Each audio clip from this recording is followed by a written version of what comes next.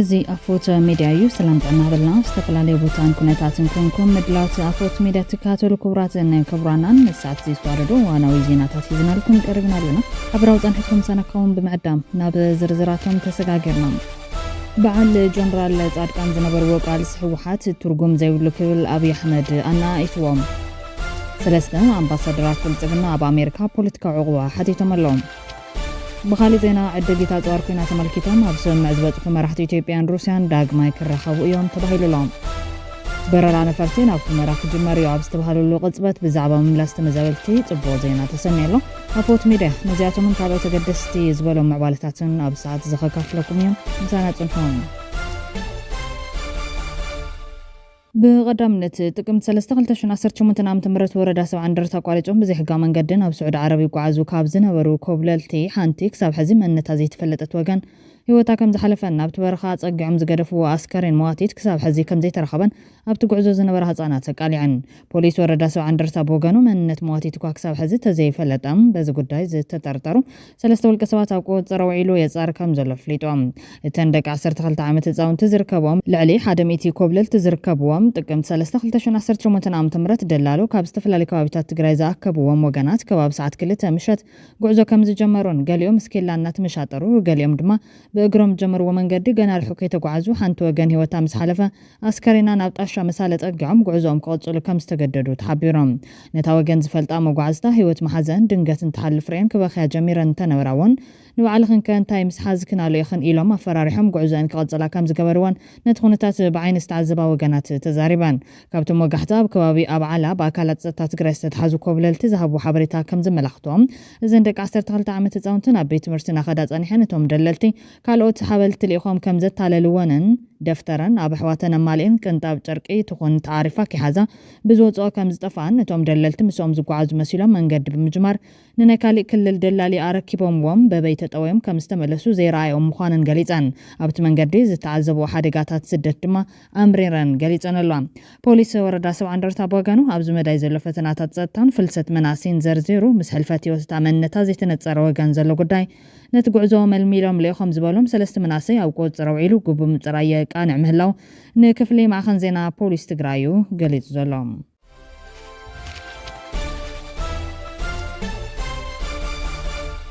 በዓል ጀነራል ጻድቃን ዝነበሩ ቃልስ ህወሓት ትርጉም ዘይብሉ ክብል አብይ አሕመድ ኣናኢትዎም ቀዳማይ ሚኒስትር አብይ አሕመድ ኣብ ክልል ኦሮሚያ ዞባ ባሌ ንሰለስተ መዓልታት ኣብ ዘካየደ ምብጻሕ ኣብ ኢትዮጵያ ኣብ ዝካየዱ ዘሎ ፖለቲካዊ ምንቅስቓሳት ምግንጻል ኮነ ምግባት ምጥቕላል ከም ዘይሰርሕ ገሊጹሎም ካብ ሰሜን ክሳብ ደቡብ ኣብ ዘሎ ከባቢታት ናይቲ ሃገር ክንግንጸል ብዝብል ዝተወደቡ ፖለቲካውያን ውድባት ከም ዘሎ ብምግላጽ ሓደ እኳ ካብኦም ንሃገሩ ዝፈልጥ የለን ክብል ነቒፉሎም ኣብዚ ብሶን 10 ጥቅምቲ 2018 ኣቆጻጽራ ገዝ ብመራኸቢ ብዙሃን መንግስቲ ዝተፈነወ ዘተ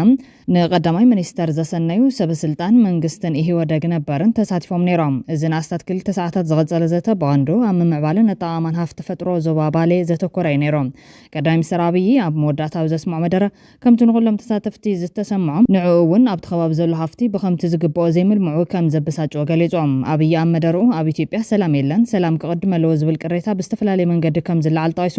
ሰላም ክመጽእ እንደሊ ሰላም ክመጽእ ንሰርሕ ሰላም ክሳብ ዝመጽእ ግና ኮፍ ኣይንብልን ኢና ከነልምዒና ኢሎም ኣብ ኢትዮጵያ ዝሓለፉ 100 ዓመታት ሰላም ኣይነበረን ኣብዚ ግዜ እዚ ፌስቡክን ዩቲዩብን ስለዘሎ ዕለታዊ ንሰምዖ ስለዘለና እምበር ሰላም ኣይነበረን ክብል ተሰሚዖም ኣብ ኢትዮጵያ ሽፍታ ጠፊዩ ኣይፈልጥን ዝበለ አብይ አሕመድ ካብ ነገስታት ጀሚሮም ዝነበሩ መራሕቲ ኢትዮጵያ ግዚኦም በመኸተ ዝመልአ ከም ዝነበረ ኣመላኺቶም ነቶም ኣብ ናይ ስልጣን ግዚኦም ሸፋቱ ንምብራር 100 ካብ 100 ዝሰርሑ መራሕቲ እውን ኣይፍሎም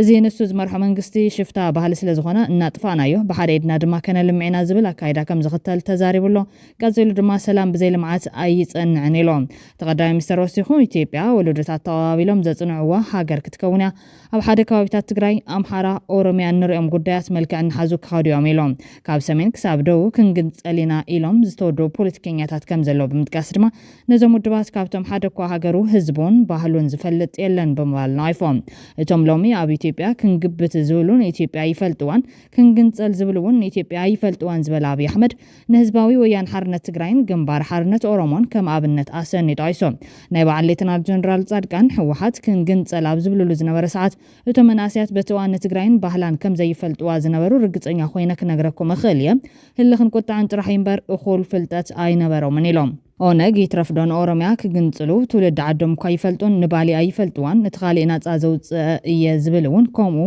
ሶማሌን ካልእን ክብል ናይፎም እቶም ክንጥቕለል ዝብሉ ዘመኑ እንታይ ምዃኑ ኣይፈልጡን ኢሉ ንቐፌቱ ብምቕጻል ድማ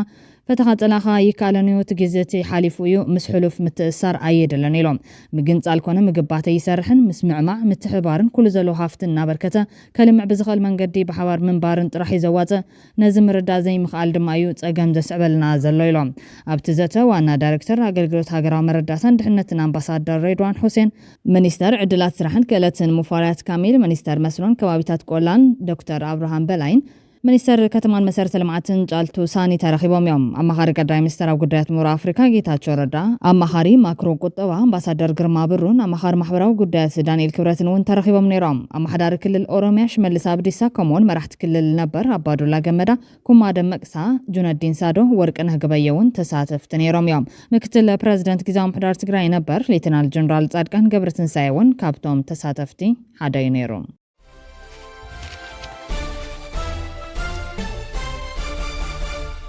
ዕድጊት ኣጽዋር ኩናት ተመልኪቶም ኣብ ስምዕ ዝበጽሑ መራሕቲ ኢትዮጵያን ሩስያን ዳግማይ ክራኸቡ እዮም ተባሂሉሎም ማዕኸን ዜና ሩስያ ታስ ከም ዝሓበሩ ክልተን ሃገራት ንሰንበት 25 ጥቅምቲ 2025 ላዕለዋይ ደረጃ ዘረረብ ከካይዳ መደብ ተታሒዙለን ኣሎም ተጸብጻብ ንኣምባሳደር ሩስያ ኣብ ኣዲስ ኣበባ ኤቭጌኒ ቱርካን ብምጥቃስ ሚኒስተር ጉዳያት ወጻኢ ጌዲዮን ጢሞቴዎስ ናብ ሞስኮ ከም ዝተጓዓዘን ዑደቶም ዲፕሎማስያዊ ዝምድናታት ዘጠቓልል ከም ዝኸውንን ገሊጾም ዶክተር ጌዲዮን ጢሞቴዎስ ምስ ሚኒስተር ጉዳያት ወጻኢ ሩስያ ሴርጌይ ላቭሮቭ ከም ዝተዘራረበ እውን ኣመልኪቱ ተሓበሬታ ኣምባሳደር ሩስያ በሚኒስተር ጉዳያት ወጻኢ ዝምራሕ ልኡኽ ኢትዮጵያ ኣብ ሞስኮ ብጸንሐሉ እዋን ኣብ ክልታዊ ጉዳያት ዓሚቕ ምምኽኻር ከካይድ ተስፋ ከም ዘለዎ ብምግላጽ ዝዑደት ኣብ መንጎ ሩስያን ኢትዮጵያን ዘለዎ ብርኪ ንግዲ ኢንቨስትመንትን ቴክኖሎጂካዊ ምትሕብባርን ናብ ዝለዓለ ደረጃ ንምዕባይ ዝዓለመ እዩ ክብል ገሊጹሎም ድሕሪ እዚ ብደረጃ ሚኒስተራት ዝግበር ዘተ ኣብ ዝመጽእ ቀዳም ብደረጃ መራሕቲ ክልተን ሃገራት ዘተ ክካየድ ምዃኑ እዩ ኣምባሳደር ጣይሶም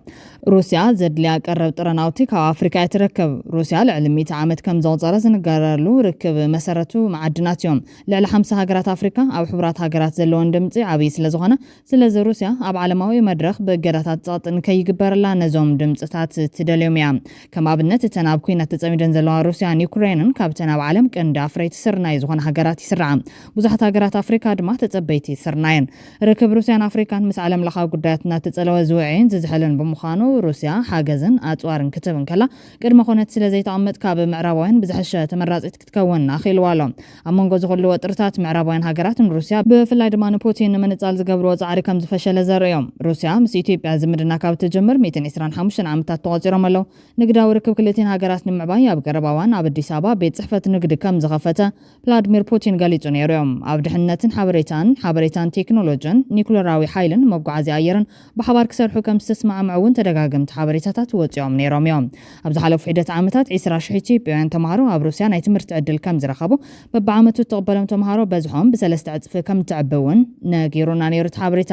ምስ ኤርትራ እንትተነጻጺሩ ርክብ ኢትዮጵያን ሩስያን ዓብይ ብምዃኑ መንበር ሕብረት ኣፍሪካን ኣባል ውድብ ሕብረት ሃገራትን ብምዃና ብመንጸር ዲፕሎማሲ ንሩስያ ተወረብሓ ደገፉ ሰፊሑ እዩ ምዕራባውያን ሃገራት ኣብ ልዕሊ ሩስያ ዜረታዊ ጸቕጢ ይገብራሉ በማል ዝሙግት ሲያስ ድማ ንሩስያ ዘለዎም ሙሉ ደገፍ ክገልጽ ጸኒሕሎም መብዛሕትኡ ኣጽዋር ኢትዮጵያ ናይ ሩስያ ምዃኑን እዛ ቀርኒ ኣፍሪካዊት ሃገር ትምስርቶን ዘላ ሓይሊ ባሕሪ ካብ መስኮ ደገፍ ትረክብ ከም ዘላ ሩይ ሓቂ እዮም ኢትዮጵያ ብመስኮ ዕዳ ዝተሰረዘላ ኮይኑ ብተደጋጋሙን ኣብ ባይቶ ጸጥታ ሕብረት ሃገራት ንዘለዋ ድምጽ ብድምጽ ናይ ምስዓር ስልጣና ተጠቒማ ኣብ ጎን ኢትዮጵያ ደው ኢላ እያ ምዕራባውያንን ሩስያን ኢትዮጵያ ምድላዮም ግን ኣብ መንጎ ክልቲኦም ኣትያ ኣብ ፈታኒ ኩነታት ክትወድቕ ትኽእል እያ ዋላ እኳ ጽልዋ ኣሜሪካና ነከይ ኸይደሎ እንተተባሃለ ከም ባንክ ዓለም ዝኣመሰላ ትካላት ግን በዋሽንግተን ስለ ዝወራ ኢትዮጵያ ናብ ሓደ ዘይወገነ ማእኸላይ መንገዲ ክትክተል ክትግደድ እያ ስርዓት ደርግ ምስ ሕብረት ሶቪየት ነበር ብምውጋኑ ተሕብረት ኣብ ዝተባተነሉ እዋን ድማ ሓቢሩ ከም ዝወደቐ መን ከም ዝዕወት ስለ ዘይፍለጥ ኢትዮጵያ ናብ ሓደ ወገን ጥራሕ ክትዛዙን ተመሪፃ ታሪኽ ስርዓት ደርጊ ክድገም ይኽእል ኢልካ ትግምት እዚ ማለት ኣብዚ ሕዚ ሰዓት ዘላ ትግራይ ብዘይካ ብቋምነት ዝነብር ህዝቢ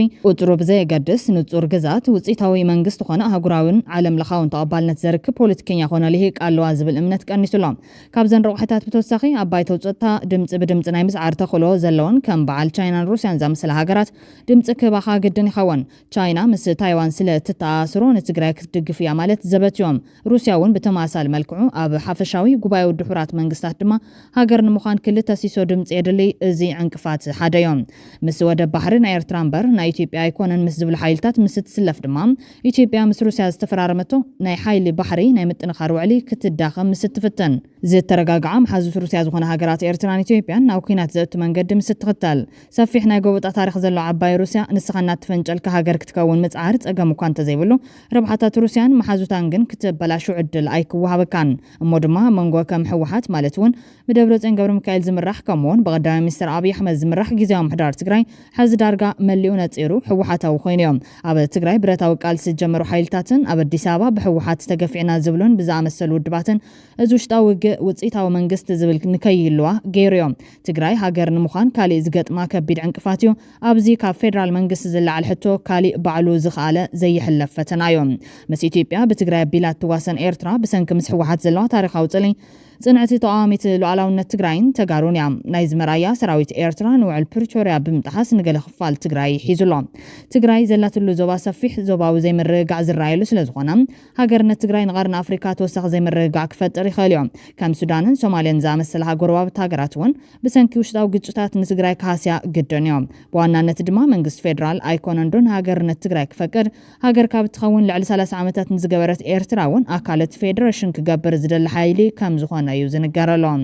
እዚ ከም ዘሎ ኮይኑ ሰለስተ ኣምባሳደራት ብልጽግና ኣብ ኣሜሪካ ፖለቲካ ዕቁባ ሓቲቶም ኣለዎም ወይዘሮ ኣስቴር ማሞ ኣብ ሚኒስትር ጉዳያት ወጻኢ ተሓባሪት ክላስተር ሰናይ ምሕዳር ነበር ድሕሪ ድማ ምክትል ኣምባሳደር ኣሜሪካ ኮይና ተመዚዛ ዝነበረት ዕቁባ ከም ዝሓተተት ተገሊጹሎም ብኻልእ ወገን ናይቲ ዓብዱል ዓዚዝ መሐመድ ሚኒስተር ፋይናንስ ነበር ኣምባሳደር ኢትዮጵያ ኣብ ጅቡቲ ኣተሓባሪ ቆንስል ኢትዮጵያ ሚኒሶታ እውን ተመሳሳሊ ዕቁባ ከም ዝሓተተት ሰሚዖም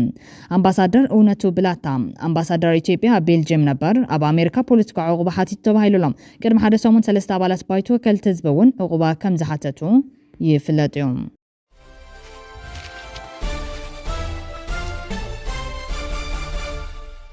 በረራ ነፈርቲ ናብ ሕሞራ ክጅምር እዩ ኣብ ዝተባሃለሉ ቅጽበት ብዛዕባ ምላስ ተመዛበልቲ ጽቡቕ ዜና ተሰሚዖም መንገዲ ኣየር ኢትዮጵያ ናብ ዋና ከተማ ዞባ ምዕራብ ትግራይ ከተማ ሰቲት ሕሞራ ኣገልግሎት መጓዓዝያ በረራ ከም ዝጅምር ኣፍሊጦም ኣብ ሰሙን ክልተ ግዜ በረራ ናብ ሕሞራ ክጅምር ምዃኑ ሓቢሩሎ መንገዲ ኣየር ኢትዮጵያ ካብ 10 ሕዳር 2018 ዓ.ም ጀሚሩ ናብ ሕሞራ ሲቪላዊ መጓዓዝያ በረራታት ከም ዝጅምር ኣፍሊጡሎ እቲ መንገዲ ኣየር እቲ በረራታት ኣብ ሰሙን ክልተ ግዜ ከም ዝካየድ ዝገለጸ እንትኸውን እቲ መንገዲ ኣየር ኣብዚ ሕዚ እዋን ናብ 23 ናይ ውሽጢ ሃገር መብጽሒ በረራታት ከም ዘካይድ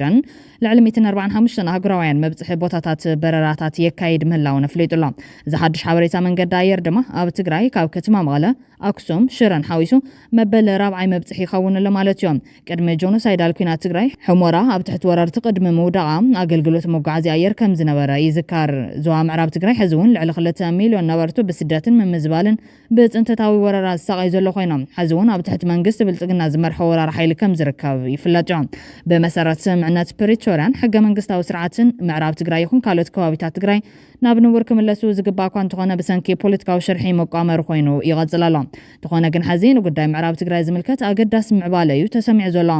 ምምላስ ተመዛበልቲ ዞባ ምዕራብ ብዝምልከት ኮርኔል ደመቀ ዘውዱ ብትሽዓተ ጥቅምቲ ኣብ ከተማ ሕሞራ ምስ ህዝቢ ኣብ ዝገበሩ ኣኺባ ጠቕላላ ተመዛበልቲ ምዕራብ ትግራይ ናብ መረበቶም ክምለሱ እዮም ስለዚ ኣብዚ ገዛኹም ዝሰፈርኩም ሰፈርቲ ካብ ሎሚ ኣትሒዝኩም ውፅኦም ናብ ዓድኹም ክትከዱ እንተደሊኹም ኪዱ ኣብዚ ኢና ንነብር እንተኢልኩም ድማ ኣብ ጥቓ ፓርክ ቃፍታ ሸራሮ ኣብ 2015 ዓ.ም ብናይ ክልል ሰርቬራት ተቐይሱ ኣብ ዝተሸንሸነ ቦታ እንተስ ብኬንዳ እንተስ ብቆርቆሮ ሰሪሕኩም መንባር ትኽእሉ ኢኹም ኣብዚ ትነብሩ ወገናት ዝተመዛበለ ህዝቢ ትግራይ ብምምፁ ክትሕጎሱ እምበር ክትሰጉን ክትፈርሑን ኣይግባኩምን ብሰላማዊ መንገዲ ተኻኢልካን ተኸባቢርካን መንባር ይከኣል እዮም እዚ ቅድመ ምዃኑ ግን መጀመርታ ዘይተወገነ ኣዝመራና ሰሊጥና ክንወግን ኣለና ድሕሪ ሕዳሪና ተመዛበልቲ ወገናትና ክንቅበል ምስ ምምሕድሩን ጸጥቱን ድዩ ዝኣቱ ንዝብል ሕቶ ነባር ድማ ኮርኔል ደመቀ ምስ ዝምልከቱ ኣካል ፌደራል ተዘራሪብና መልሲ ከነፍልጠኩም ኢና ዝብል ምላሽ ሂብዎም ኣሎ ድሕሪ ኣኼባ ሰራሕተኛታት መዘጋጃ ቤት ኣብ ሕድሕድ ገዛ ንዝሰፈሩ ናይ ልቐቑ ደብዳቤ ምልጣፍ ጀሚሮም ኣለዉ እውን ተባሂሉሎም ብጎበጥቲ ተታሒዙ ዘሎ ነባር ገዛውትን ሕርሻን ካብ ቀዳም ጀሚሮም ንክለቁን ተመዛበልቲ ድማ ናብ መረበቶም ኣብ ቀረባ መዓልቲ ከም ዝምለሱን በኣንደበት ደመቀ ዘውዱን ብጾትን ተነጊርዎም ኣሎ ሎማዓንቲ ጥራሕ መዘጋጃ ቤት ከተማ ሕሞራ 253 ናይ ውልቀ ገዛውቲ እስካብ ቀዳም ንኽወፁ ናይ መጠንቀቕታ ደብዳቤ ኣብፂሖም ኣለዉ ተባሂሉሎም كبراتنا كبرانن ቤተሰብ አፎት ሚዲያ ነሳት ዚስተዋረዱ ኦናዊ ዜናታት አቅርብና ዛዚምና ስለተካተሉና ነመስግን ላይክ ሼር ሰብስክራይብ ምግባር ቤተሰብ አፎት ሚዲያ ሆኖ ሰናይ ገዛም